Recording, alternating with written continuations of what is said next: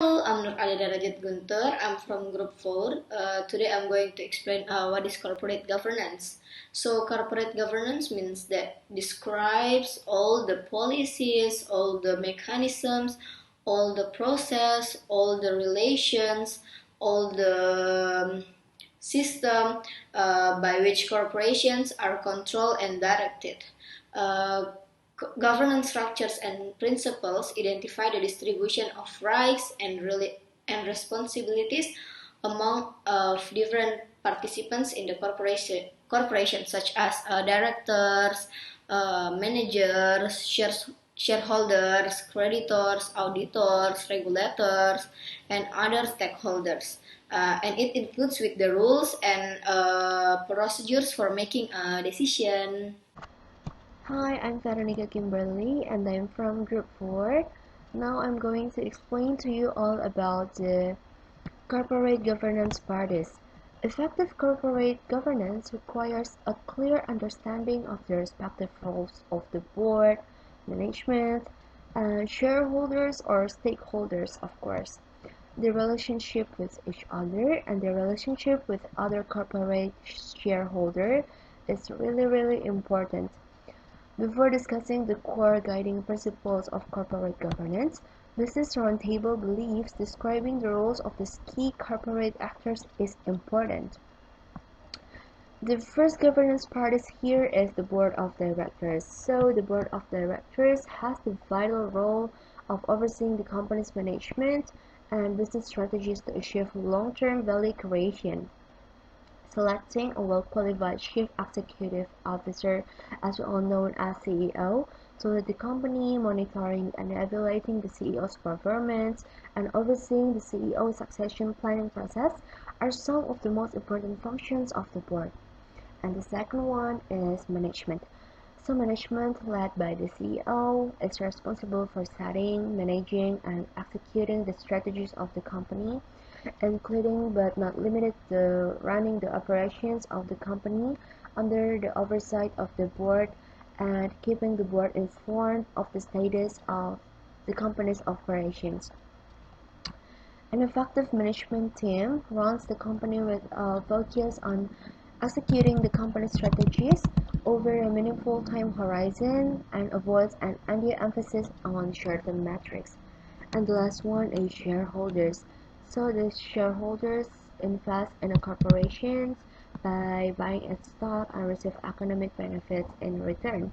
Shareholders are not involved in the day-to-day management of business operations, but they have the right to elect representatives like directors and to receive information materials to investment and voting decisions.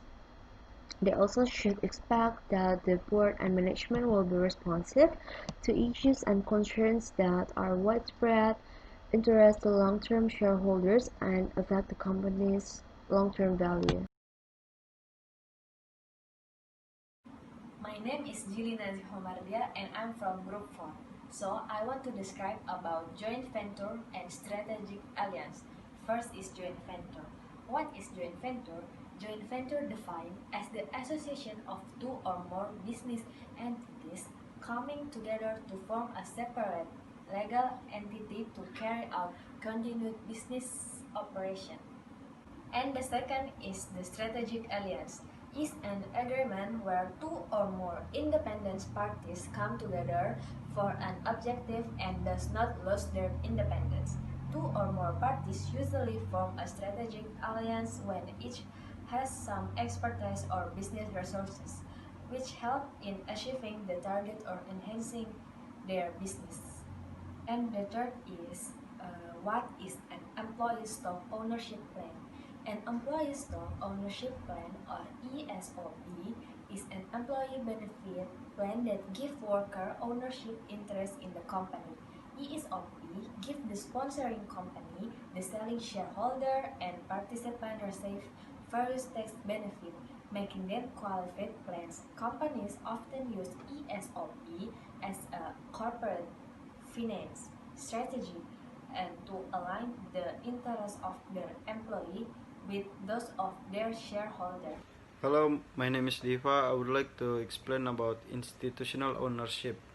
And institutional ownership is the amount of a company's available stock owned by mutual or pension funds, insurance companies, investment firms, private foundation, endowments, or other large entities that merge funds on behalf of others. We'll explain 2 points in special issues in corporate ownership.